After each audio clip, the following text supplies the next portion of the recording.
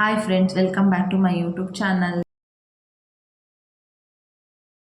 So ಇವತ್ತು ನಾನು ನನಗೆ ಯಾವ ರೀತಿ ವರ್ಕ್ ಇರುತ್ತೆ, ಹಾಗೆ ನಾನು ಯಾವ ಕಂಪ್ನಿಲಿ ವರ್ಕ್ ಮಾಡ್ತಾ ಇದ್ದೀನಿ, ಹಾಗೆ ನನಗೆ ಈ ಕಂಪ್ನಿಲಿ ಹೇಗೆ ಜಾಬ್ ಸಿಕ್ತು ಅನ್ನೋದ್ರ ಬಗ್ಗೆ ನಾನು ನಿಮಗೆ ತಿಳಿಸ್ಕೊಡ್ತೀನಿ.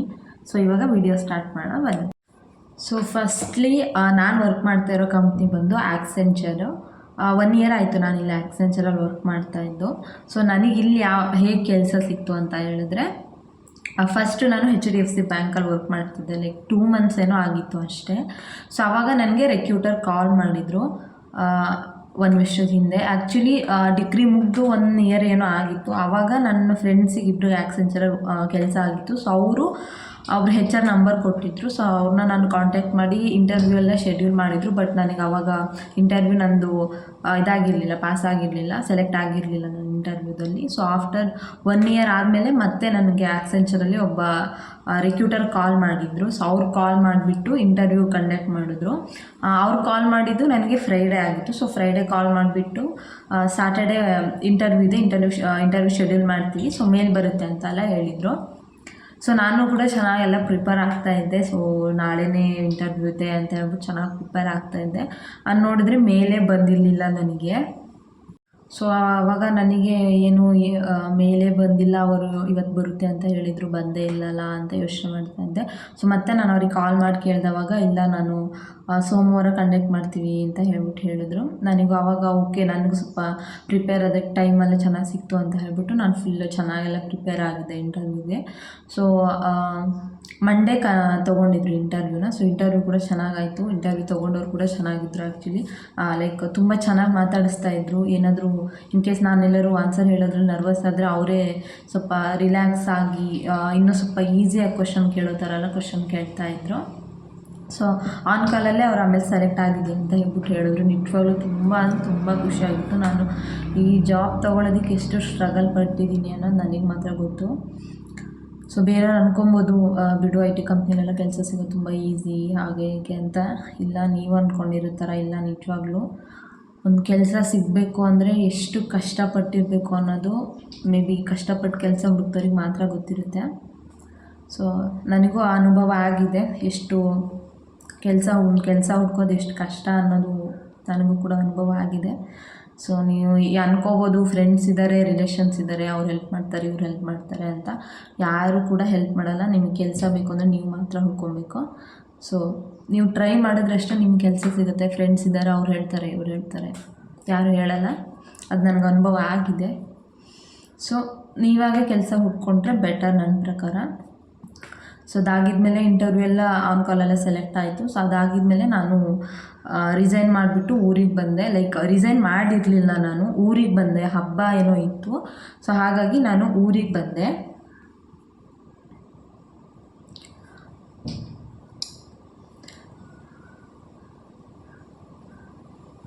ಸೊ ಊರಿಗೆ ಬಂದಾಗಿದ್ಮೇಲೆ ಹಬ್ಬ ಏನೋ ಮುಗಿದಿತ್ತು. ಅದಾಗಿದ್ಮೇಲೆ ನನಗೆ ಟೆಸ್ಟಿಗೆ ಲಿಂಕ್ ಕಳಿಸಿದ್ರು. ಅದು ಟೆಸ್ಟ್ ಇರುತ್ತೆ ಇವಾಗ IT ಕಂಪ್ನಿಲೆಲ್ಲ ಆಲ್ಮೋಸ್ಟ್ ಒಂದು ಟೆಸ್ಟ್ ಅಂತ ಇರುತ್ತೆ. ಸೊ ಆ ಟೆಸ್ಟ್ ಅಟೆಂಡ್ ಮಾಡೋದಕ್ಕಾಗಿ ಒಂದು ಮೇಲ್ ಬಂದಿತ್ತು. ಸೊ ಆಮೇಲೆ ಅವರು ಕಾಲ್ ಮಾಡಿ ಹೇಳ್ತಾರೆ, ಈ ಟೈಮಿಗೆ ಟೆಸ್ಟ್ ಇರುತ್ತೆ, ಸೊ ಈ ಟೈಮ್ ಒಳಗೆ ನೀವು ಮುಗಿಸ್ಬೇಕು ಅಂತ ಹೇಳ್ಬಿಟ್ಟು ಕಾಲ್ ಮಾಡಿ ಹೇಳ್ತಾರೆ ಅವರು. ಅದಾಗಿದ್ಮೇಲೆ ನಾನು ಓಕೆ, ನನ್ನ ಹತ್ರ ಲ್ಯಾಪ್ಟಾಪ್ ಇರಲಿಲ್ಲ ಆ್ಯಕ್ಚುಲಿ. ಸೊ ನನ್ನ ಫ್ರೆಂಡ್ ಒಬ್ಬ ಇದ್ದ. ಸೊ ಅವನ ಹತ್ರ ಲ್ಯಾಪ್ಟಾಪ್ ತರಿಸ್ಕೊಂಡು ಇಲ್ಲಿ ಸಾಗರದಲ್ಲಿ ಒಂದು ಸಿಟಿ ಇದೆ. ಸೊ ಅಲ್ಲಿ ಹೋಗ್ಬಿಟ್ಟು ನಾನು ಟೆಸ್ಟ್ ಅಟೆಂಡ್ ಮಾಡಿದ್ದೆ. ಸೊ ಟೆಸ್ಟ್ ಕೂಡ ಪಾಸ್ ಆಯಿತು. ಅದಾಗಿದ್ಮೇಲೆ ನನಗೆ ಡಾಕ್ಯುಮೆಂಟ್ಸ್ ವೆರಿಫಿಕೇಷನ್ನು, ಆಮೇಲೆ ಅವರು ಒಂದಿಷ್ಟು ಡಾಕ್ಯುಮೆಂಟ್ಸ್ ಎಲ್ಲ ಕಳಿಸ್ತಾರೆ. ಅದನ್ನು ಪ್ರಿಂಟ್ ತೆಗೆದು ನಾವು ಸಿಗ್ನೇಚರ್ ಹಾಕಿ ಮತ್ತೆ ಅವ್ರಿಗೆ ರಿಟರ್ನ್ ಅದನ್ನು ಕಳಿಸ್ಬೇಕು. ಸೊ ಆ ಥರ ಎಲ್ಲ ಇರುತ್ತೆ.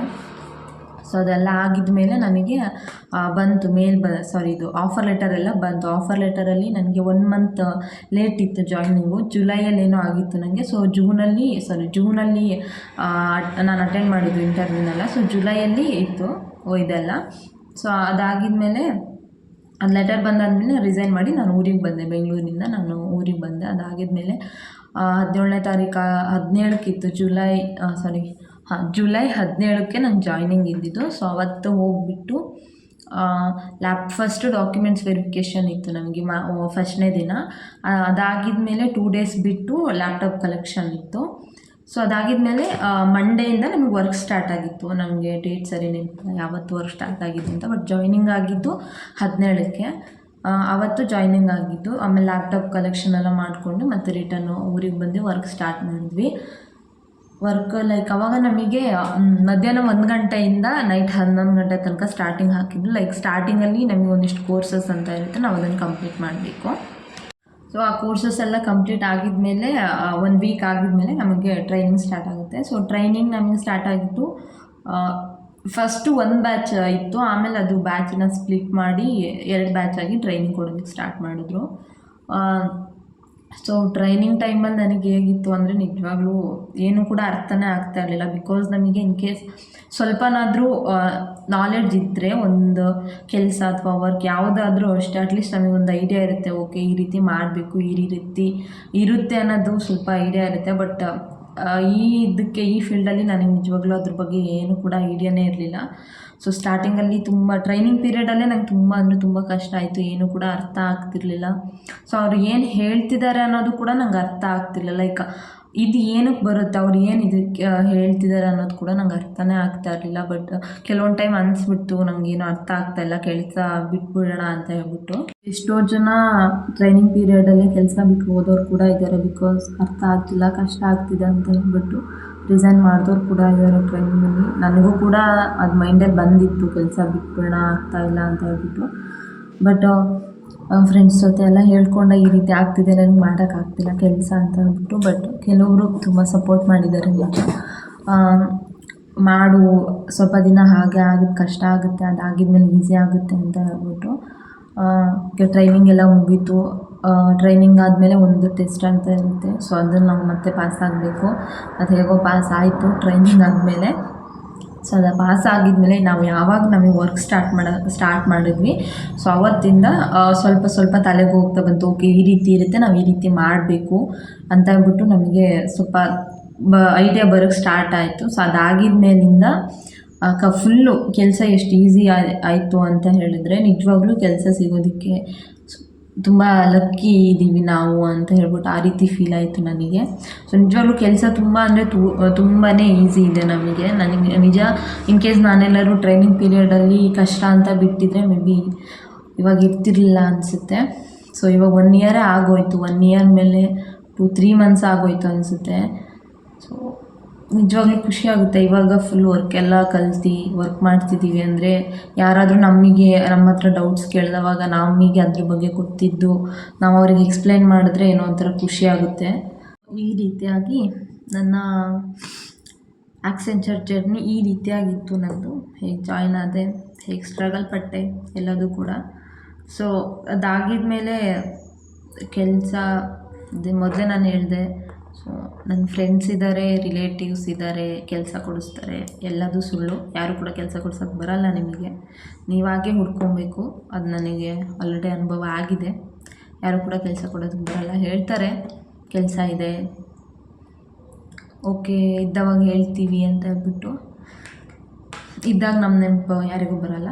ಸೊ ಜಾಸ್ತಿ ಯಾರನ್ನೂ ಬಿಲೀವ್ ಮಾಡೋದಕ್ಕೆ ಹೋಗಬೇಡಿ ಅಷ್ಟೇ ನಾನು ಹೇಳೋದು. ಆದಷ್ಟು ನೀವೇ ಕೆಲಸನ ಹುಡ್ಕೋದಕ್ಕೆ ಟ್ರೈ ಮಾಡಿದ್ರೆ ಬೆಟರ್. ಸೊ ಕೆಲವೊಬ್ಬರಿಗೆ ಕೆಲವೊಂದು ಮೈಂಡ್ಸೆಟ್ ಇದೆ, ಬೆಂಗಳೂರು ಹೋದರೆ ಕೆಲಸ ಬೇಜಾನಿದ್ದಾವೆ, ಕೆಲಸ ಸಿಕ್ಬಿಡುತ್ತೆ ತಕ್ಷಣ ಅಂತ ಅಲ್ಲ. ಇಲ್ಲ, ನೀವು ಅಂದ್ಕೊಂಡಿರೋ ಅಷ್ಟು ಈಸಿ ಇಲ್ಲ ಬೆಂಗಳೂರಲ್ಲಿ ಕೆಲಸ ಹುಡ್ಕೋದು. ಬಿಕಾಸ್ ನಾನು ಅದನ್ನು ಎಕ್ಸ್ಪೀರಿಯೆನ್ಸ್ ಮಾಡಿಬಿಟ್ಟಿದ್ದೀನಿ, ಎಷ್ಟು ಕಷ್ಟ ಇದೆ ಬೆಂಗಳೂರಲ್ಲಿ ಕೂಡ ಕೆಲಸ ಹುಡ್ಕೋದು, ಎಷ್ಟು ಕಷ್ಟ ಇದೆ ಅಂತ ಹೇಳ್ಬಿಟ್ಟು. ಇನ್ ಕೇಸ್ ನೀವು ಯಾವುದಾದ್ರು ಒಂದು ಕಂಪ್ನಿಲಿ ವರ್ಕ್ ಮಾಡ್ತಿದ್ದೀರಾ ಅಂದರೆ ಪ್ಲೀಸ್ ಆ ಕಂಪ್ನಿಲಿ ಬಿಡೋದಕ್ಕೆ ಹೋಗ್ಬಿಡಿ. ಇನ್ ಕೇಸ್ ಬಿಟ್ಟು ಬೇರೆ ಕೆಲಸ ಹುಡುಕ್ತೀನಿ ಅನ್ನೋದು ನಿಜವಾಗ್ಲೂ ಸುಳ್ಳು. ಬಿಕಾಸ್ ತುಂಬ ಸ್ಟ್ರಗಲ್ ಪಡಬೇಕು ನೀವು ಬೆಂಗಳೂರಲ್ಲಿ ಒಂದು ಕೆಲಸ ಹುಡುಕಬೇಕು ಅಂದರೆ. ಸೊ ಹಾಗಾಗಿ ನೀವೇನು ಕೆಲಸ ಮಾಡ್ತಿರ್ತೀರ ಅದನ್ನೇ ಕಂಟಿನ್ಯೂ ಮಾಡಿ. ಕಷ್ಟ ಆದರೂ ಪರವಾಗಿಲ್ಲ, ಅದನ್ನೇ ಕಂಟಿನ್ಯೂ ಮಾಡ್ತಾ ಕೆಲಸ ಹುಡುಕಿ. ಸೊ ಪಕ್ಕ ನಿಮ್ಗೆ ಒಂದು ಕಡೆ ಕೆಲಸ ಸಿಕ್ಕಿದೆ ಅಂದರೆ ಮಾತ್ರ ಇವಾಗ ಮಾಡ್ತಾ ಇರೋ ಕೆಲಸನ ಬಿಡಿ ಅಷ್ಟೇ ನಾನು ಹೇಳೋದು. ಬಿಕಾಸ್ ನೀವು ಅಂದ್ಕೊಂಡಿರೋಷ್ಟು ಈಸಿ ಇಲ್ಲ ಬೆಂಗಳೂರಿನಲ್ಲಿ ಕೆಲಸ ಹುಡ್ಕೋದು. ನನಗೆ ಗೊತ್ತಿದೆ ಅದು ಕಷ್ಟ ಎಷ್ಟಿದೆ ಅಂತ ಹೇಳ್ಬಿಟ್ಟು, ಎಷ್ಟು ಸ್ಟ್ರಗಲ್ ಪಟ್ಟಿದ್ದೀನಿ, ಎಷ್ಟು ಜನರನ್ನು ಕೇಳಿದ್ದೀನಿ, ಎಷ್ಟು ಕಡೆ ಅಲ್ದಾಡಿದ್ದೀನಿ, ಎಷ್ಟು ಕಡೆ ಹೋಗಿದ್ದೀನಿ, ಎಷ್ಟು ಕಡೆ ರೆಸ್ಯೂಮ್ ಕೊಟ್ಟು ಬಂದಿದ್ದೀನಿ ಅಂತ ಹೇಳ್ಬಿಟ್ಟು ನನಗೆ ಗೊತ್ತಿದೆ. ಇವಾಗ ಯಾವ ಕಂಪ್ನಿ ಮಾಡ್ತಿದ್ದೀರಾ ಅದನ್ನೇ ಟ್ರೈ ಮಾಡಿ ಅಷ್ಟೇ. ಇನ್ ಕೇಸ್ ನಿಮಗೆ ಸಣ್ಣ ಪುಟ್ಟ ಕೆಲಸ ಸ್ಟಾರ್ಟಿಂಗಲ್ಲಿ ಸಣ್ಣ ಪುಟ್ಟ ಸಿಕ್ಕಿದ್ರು ಓಕೆ, ಅದರಲ್ಲೇ ಬೇಕಾದ್ರೆ ಕಂಟಿನ್ಯೂ ಮಾಡ್ತಾಯಿರಿ. ಬಿಕಾಸ್ ನಿಮಗೆ ಅಟ್ಲೀಸ್ಟ್ ಅದೇ ನೀವು ಆ ಕೆಲಸ ಮಾಡ್ತಾಯಿದ್ರೆ ಅಲ್ಪ ಸ್ವಲ್ಪನಾದರೂ ಅಮೌಂಟ್ ಸಿಗ್ತಾ ಇರುತ್ತೆ. ನೀವು ಮನೇಲಿದ್ದರೆ ಅದು ಕೂಡ ಬರೋಲ್ಲ. ಸೊ ಅಲ್ಲಿ ಹೋಗ್ತಾನೆ ಬೇರೆ ಕಡೆ ಟ್ರೈ ಮಾಡಿದ್ರೆ ಬೆಟರ್. ಸೊ ಇವತ್ತಿನ ನನ್ನ ಡೇ ಇನ್ ಮೈ ಲೈಫ್ ಯಾವ ರೀತಿ ಇತ್ತು ಅಂತ, ಲೈಕ್ ನಾಟ್ ಇದು ಡೇ ಇನ್ ಮೈ ಲೈಫ್ ಅಲ್ಲ, ಲೈಕ್ ನನ್ನ ವರ್ಕ್ ಎಕ್ಸ್ಪೀರಿಯೆನ್ಸ್ ಯಾವ ರೀತಿ ಇತ್ತು, ನನ್ನ ಆಕ್ಸೆಂಚರ್ ಜರ್ನಿ ಯಾವ ರೀತಿ ಇತ್ತು ಅನ್ನೋದು ಇವತ್ತಿನ ಬ್ಲಾಗ್ ಆಗಿತ್ತು. ಸೊ ಓಕೆ, ನಾನು ಇವತ್ತಿಗೆ ಈ ವಿಡಿಯೋನ ಎಂಡ್ ಮಾಡ್ತಾ ಇದ್ದೀನಿ. ಸೊ ನನ್ನ ಡೇ ಇನ್ ಮೈ ಲೈಫ್ ಯಾವ ರೀತಿ ಇರುತ್ತೆ ಮತ್ತು ಕುಕ್ಕಿಂಗ್ ವೀಡಿಯೋಸ್ಗಾಗಿ, ಅದರಲ್ಲೂ ನಮ್ಮ ಮಲೆನಾಡು ಸ್ಪೆಷಲ್ ಕುಕ್ಕಿಂಗ್ ವೀಡಿಯೋಸ್ಗಾಗಿ ಪ್ಲೀಸ್ ನನ್ನ ಯೂಟ್ಯೂಬ್ ಚಾನಲ್ನ ಸಬ್ಸ್ಕ್ರೈಬ್ ಮಾಡ್ಕೊಳ್ಳಿ. ಹಾಗೆ ಲೈಕ್ ಮಾಡಿ, ಕಮೆಂಟ್ ಮಾಡಿ, ಹಾಗೆ ಶೇರ್ ಮಾಡಿ. ಮತ್ತು ನಾಳೆ ನಾನು ಇನ್ನೊಂದು ಹೊಸ ವೀಡಿಯೋ ಜೊತೆಗೆ ನಾಳೆನ ಡೇ ಇನ್ ಮೈ ಲೈಫ್ ಜೊತೆಗೆ ಮತ್ತೆ ನಾಳೆ ನಾನು ಬರ್ತೀನಿ. ಸೊ ಅಲ್ಲಿ ತನಕ ಟೇಕ್ ಕೇರ್ ಆ್ಯಂಡ್ ಬಾಯ್.